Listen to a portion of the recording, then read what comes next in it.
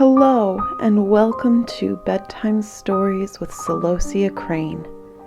Today, we're going to continue reading out of Fairy Tales Every Child Should Know, and I will be sharing with you the tale of the Enchanted Stag. There were once a brother and sister who loved each other dearly. Their mother was dead, and their father had married again, a woman who was most unkind and cruel to them. One day the boy took his sister's hand and said to her, "Dear little sister, since our mother died, we have not had one happy hour. Our stepmother gives us dry, hard crusts for dinner and supper. She often knocks us about and threatens to kick us out of the house. Even the little dogs under the table fare better than we do, for she often throws them nice pieces to eat. Heaven pity us! Oh, if our dear mother knew! Come, let us go out into the wide world." So they went out, and wandered over fields and meadows the whole day till evening. At last they found themselves in a large forest. It began to rain, and the little sister said, "See, brother, heaven and our hearts weep together."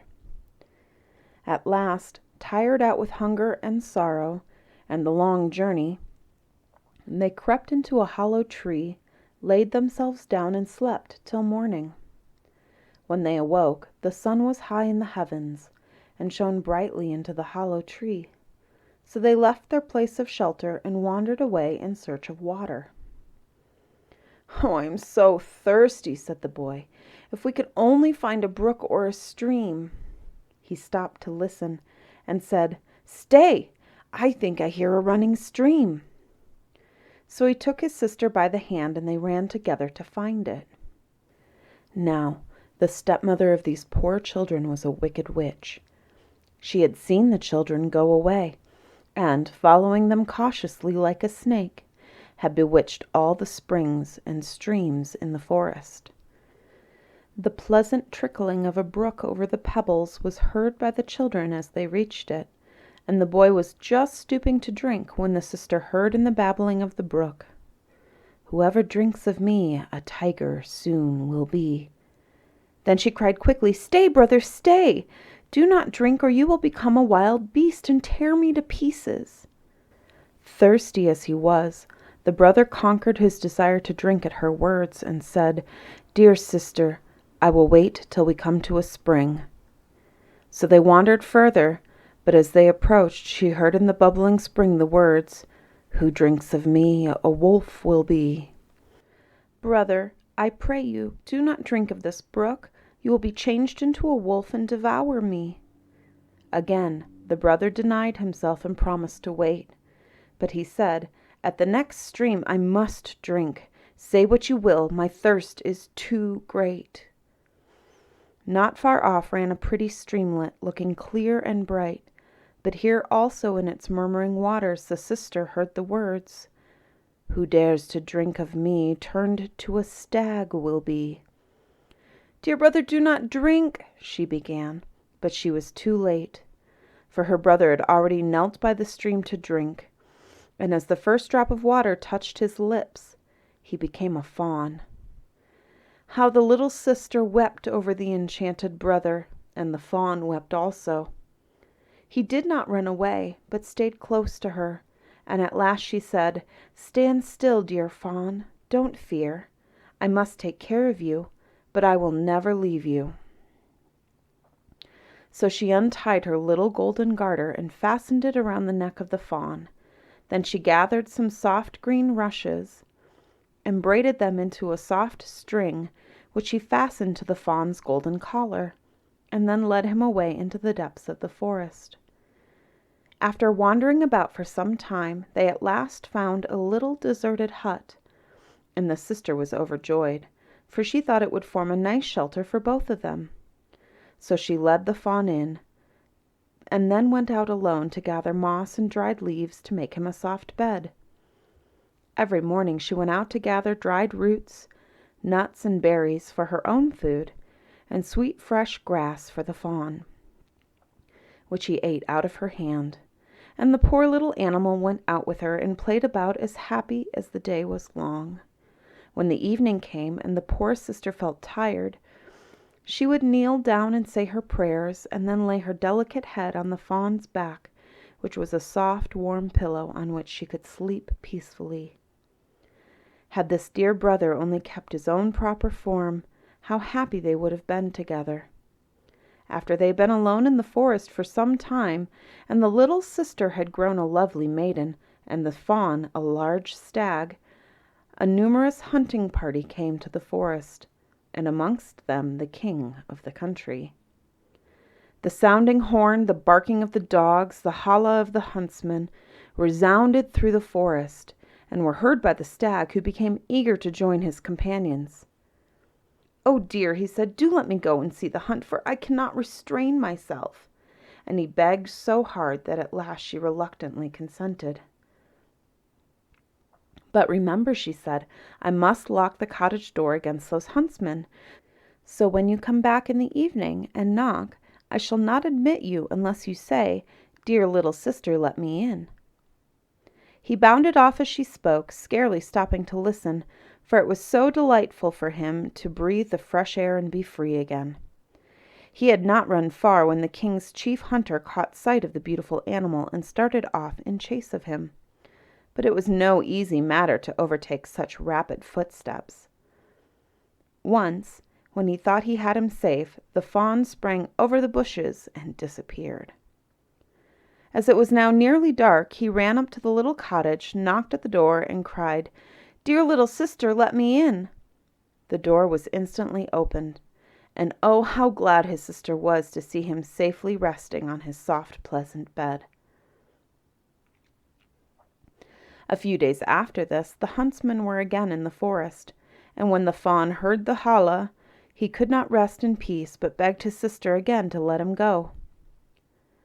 She opened the door and said, "I will let you go this time, but pray do not forget to say what I told you when you return this evening."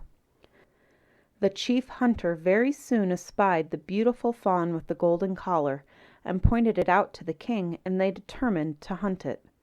They chased him with all their skill till the evening, but he was too light and nimble for them to catch, till a shot wounded him slightly in the foot, so that he was obliged to hide himself in the bushes, and after the huntsmen were gone, limped slowly home. One of them, however, determined to follow him at a distance and discover where he went. What was his surprise at seeing him go up to a door and knock, and to hear him say, "Dear little sister, let me in." The door was only opened a little way and quickly shut, but the huntsman had seen enough to make him full of wonder, when he returned and described to the king what he had seen. "We will have one more chase tomorrow," said the king, "and discover this mystery." In the meantime, the loving sister was terribly alarmed at finding the stag's foot wounded and bleeding. She quickly washed off the blood, and after bathing the wound, placed healing herbs on it, and said, "Lie down on your bed, dear fawn, and the wound will soon heal, if you rest your foot." In the morning, the wound was so much better that the fawn felt the foot almost as strong as ever. And so, when he again heard the holla of the hunters, he could not resist. "Oh, dear sister, I must go once more. It will be easy for me to avoid the hunters now, and my foot feels quite well. They will not hunt me unless they see me running, and I don't mean to do that." But his sister wept and begged him not to go. "If they kill you, dear fawn, I shall be here alone in the forest, forsaken by the whole world." "And I shall die of grief," he said, "if I remain here listening to the hunter's horn." So at length his sister, with a heavy heart, set him free, and he bounded away joyfully into the forest. As soon as the king caught sight of him, he said to the huntsman, "Follow that stag about, but don't hurt him." So they hunted him all day, but as they approached sunset, the king said to the hunter who had followed the fawn the day before, "Come and show me the little cottage." So they went together, and when the king saw it, he sent his companion home, and went on alone so quickly that he arrived there before the fawn, and going up to the little door, knocked and said softly, "Dear little sister, let me in." As the door opened, the king stepped in, and in great astonishment saw a maiden more beautiful than he had ever seen in his life standing before him. But how frightened she felt to see, instead of her dear little fawn, a noble gentleman walk in with a gold crown on his head. However, he appeared very friendly, and after a little talk he held out his hand to her and said, "Wilt thou go with me to my castle and be my dear wife?" Yes," replied the maiden, "I would willingly, but I cannot leave my dear fawn. He must go with me wherever I am." "He shall remain with you as long as you live," replied the king, "and I will never ask you to forsake him." While they were talking, the fawn came bounding in, looking quite well and happy. Then his sister fastened the string of rushes to his collar, took it in her hand, and led him away from the cottage in the woods to where the king's beautiful horse waited for him. The king placed the maiden before him on his horse and rode away to his castle, the fawn following by their side. Soon after, their marriage was celebrated with great splendor, and the fawn was taken the greatest care of, and played where he pleased, and roamed about the castle grounds in happiness and safety. In the meantime, the wicked stepmother who had caused these two young people such misery supposed that the sister had been devoured by wild beasts, and that the fawn had been hunted to death. Therefore, when she heard of their happiness, such envy and malice arose in her heart that she could find no rest till she had tried to destroy it. She and her ugly daughter came to the castle when the queen had a little baby, and one of them pretended to be a nurse, and at last got the mother and child into their power. They shut the queen up in the bath and tried to suffocate her, and the old woman put her own ugly daughter in the queen's bed that the king might not know she was away. She would not, however, let him speak to her, but pretended that she must be kept quite quiet. The queen escaped from the bathroom where the wicked old woman had locked her up, but she did not go far, as she wanted to watch over her child and the little fawn. For 2 nights, the baby's nurse saw a figure of the queen come into the room and take up her baby and nurse it. Then she told the king, and he determined to watch himself. The old stepmother, who acted as nurse to her ugly daughter, whom she tried to make the king believe was his wife, had said that the queen was too weak to see him and never left her room. "There cannot be 2 queens," said the king to himself, "so tonight I will watch in the nursery." As soon as the figure came in and took up her baby, he saw it was his real wife, and caught her in his arms, saying, "You are my own beloved wife, as beautiful as ever." The wicked witch had thrown her into a trance, hoping she would die, and that the king would then marry her daughter. But on the king speaking to her, the spell was broken. The queen told the king how cruelly she had been treated by her stepmother, and on hearing this he became very angry, and had the witch and her daughter brought to justice. They were both sentenced to die, the daughter to be devoured by wild beasts, and the mother to be burnt alive. No sooner, however, was she reduced to ashes than the charm which had held the queen's brother in the form of a stag was broken. He recovered his own natural shape and appeared before them a tall, handsome young man.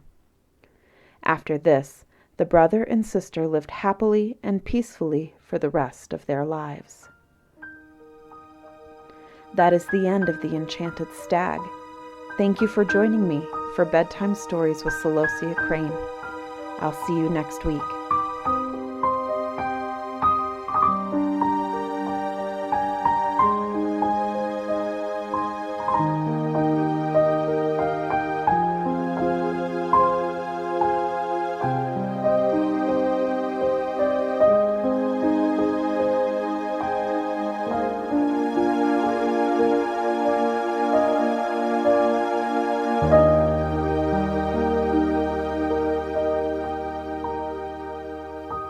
Bedtime Stories with Celosia Crane is produced solely through the support of my patrons on Patreon.